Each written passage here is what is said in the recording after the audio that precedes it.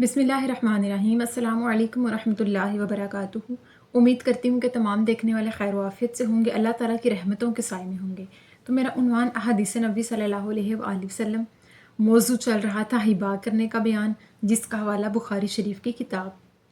تو آج کی حدیث ہے کہ صحابی حضرت جابر بن عبداللہ رضی اللہ تعالیٰ عنہ بیان کرتے ہیں کہ ایک مرتبہ میں نے نبی کریم صلی اللہ علیہ وآلہ وسلم کو سفر کے دوران اپنا اونٹ بیچا، اور آقا علیہ الصلوۃ والسلام نے مدینہ پہنچتے ہی مسجد میں جا کر 2 رکعت نفل نماز ادا کی اور اس کے بعد وزن کیا اور میری قیمت مجھے بڑھا کر ادا کر دی۔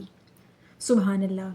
اور حدیث کے آخر میں صحابی بیان فرماتے ہیں کہ وہ جو اضافی رقم آقا علیہ الصلوۃ والسلام نے مجھے دی تھی وہ میرے پاس برکت کے طور پہ کافی عرصہ تک محفوظ رہی، یہاں تک کہ شام کے لشکر نے مجھ سے یوم حرہ کے موقع پر چھین لی۔ اس حدیث مبارکہ کی وضاحت یہ کہ رسول اللہ صلی اللہ علیہ وآلہ وسلم نے ایک مرتبہ صحابی حضرت جابر بن عبداللہ سے سفر کے دوران ایک اونٹ کا سودا کیا، یعنی ان سے ایک اونٹ خریدا اور ان سے مطالبہ کیا کہ وہ انہیں مدینہ پہنچتے ہی اس کی قیمت لوٹا دیں گے۔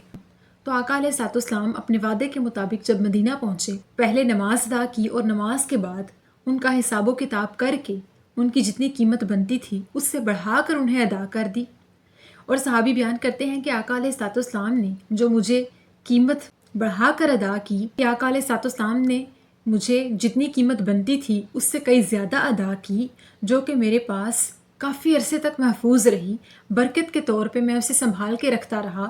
لیکن جب شام کے لشکر کے ساتھ جھگڑا ہوا، یعنی یوم حرہ کے موقع پر، ان لوگوں نے اس جنگ میں مجھ سے مال چھین لیا۔ آقا علیہ الصلوۃ والسلام کے اس واقعے سے ہمیں یہ سبق ملتا ہے کہ اگر کوئی آپ کے ساتھ احسان کرے تو آپ بھی اس کے ساتھ احسان کرو۔ یعنی آقا علیہ الصلوۃ والسلام نے جب اونٹ خریدا تو اس وقت ان کے پاس دینے کے لیے پیسے موجود نہیں تھے، انہوں نے بس زبانی کلامی سودا کر لیا اور اونٹ اپنے قبضے میں لے لیا۔ یعنی صحابی نے احسان کیا اور آقا علیہ الصلوۃ والسلام کے ساتھ محبت کے ساتھ پیش آتے ہوئے انہوں نے آقا علیہ الصلوۃ والسلام سے یہ کہہ دیا کہ آپ بعد میں ادا کر دیجئے گا۔ تو جب آقا علیہ الصلوۃ والسلام اپنے وعدے کے مطابق انہیں بعد میں قیمت ادا کرنے لگے تو انہوں نے بڑھا کے قیمت ادا کر دی، یعنی جتنی قیمت بنتی تھی اس سے بڑھا کے قیمت ادا کر دی۔ یعنی اس بات سے یہ ثابت ہوتا ہے کہ اگر کوئی آپ کو کچھ خوشی سے ہبا کرتا ہے تو آپ بھی اسے بدلے میں خوشی سے کچھ ہبا کرتے ہیں۔ لیکن احسان تو یہ ہے کہ اگر آپ کو کوئی ایک چیز خوشی سے دے تو آپ اسے اس کی چیز بدلے میں بڑھا کر دگنی چگنی کر کے واپس کریں، تو یہ احسان ہے۔ یعنی احسان کرنا برابری کا نام نہیں، نیکی کرنا برابری ہے کہ اگر کوئی آپ کے ساتھ اچھا کرے تو آپ بھی اس کے ساتھ اچھا کریں۔ لیکن احسان یہ ہے کہ کوئی آپ کے ساتھ ایک چھوٹی سی نیکی کرے تو آپ اس کے ساتھ 2 بار نیکی کریں۔ اگر کوئی آپ کو ایک دفعہ کھانے پر بلائے تو آپ اسے 2 بار کھانے پر بلائیں۔ اگر کوئی آپ کے ساتھ محبت میں اور خوش اخلاقی میں زبانی کلامی کسی چیز کا سودا کرے تو آپ اسے جب بھی اس کی قیمت دینے کے وقت پر اپنا وعدہ پورا کرنے لگے تو اسے بڑھا کر دے دیں، چونکہ یہ سنت نبوی ہے۔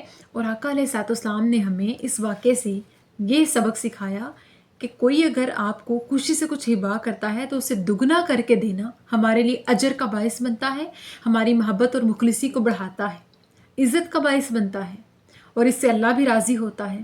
بے شک ہم بیان پڑھ رہے ہیں ہبا کرنے کا بیان۔ تو ہبا کرنا کہتے ہیں کچھ قربان کرنا، کچھ دے دینا، کچھ ہدیہ دینا، کچھ تحفہ دینا۔ اگر آپ کو کوئی کچھ دیتا ہے اور بدلے میں آپ بھی اسے کچھ دیں تو یہ تو برابری ہو گئی، یہ تو برابر کی نیکی ہو گئی، سودے بازی بھی کہہ سکتے ہیں۔ لیکن خوش اخلاقی سے کوئی کرے تو اس کو ہدیہ کہتے ہیں، تحفہ کہتے ہیں۔ لیکن اگر کوئی کسی کے ساتھ بڑھا چڑھا کے کسی کو کچھ ہبا کرتا ہے، کسی کے بدلے میں کچھ دگنا چگنا دیتا ہے، تو اللہ پاک بھی اسے دگنا چگنا اجر دیتا ہے۔ اور یہ احسان کہلاتا ہے کہ جو لوگوں پر احسان کرتا ہے خوش اخلاقی کے ساتھ محبت کو زندہ رکھنے کے لیے، محبتیں بانٹنے کے لیے، تعلقات اچھے کرنے کے لیے، خوش اخلاقی کو بڑھانے کے لیے، تو اللہ پاک بھی ایسے شخص کو پسند کرتے ہوئے، اس کے اس عمل کو پسند کرتے ہوئے اس کے ساتھ اپنی نعمتوں سے احسان کرتا ہے، اس کو اپنی نعمتوں سے مالا مال کر دیتا ہے۔ کہ حدیث قدسی میں اللہ پاک نے فرمایا کہ تم بندوں پر رحم کرو میں تم پہ رحم کروں گا، تم میرے بندوں پر احسان کرو میں تم پر احسان کروں گا۔ سبحان اللہ۔ تو اللہ پاک سے دعا ہے کہ اللہ پاک ہمیں آقا علیہ الصلوۃ والسلام کی سنتوں پر عمل پیرا ہونے کی توفیق عطا فرمائے، اور ہمیں خوش اخلاقی اور عاجزی کے ساتھ، محبت کے ساتھ رہنے کی توفیق عطا فرمائے، اور ہمیں صحیح معنوں میں دین کی سمجھ بوجھ عطا فرمائے اور ہمیں مومنین میں سے کرے۔ آمین ثم آمین۔ شکریہ۔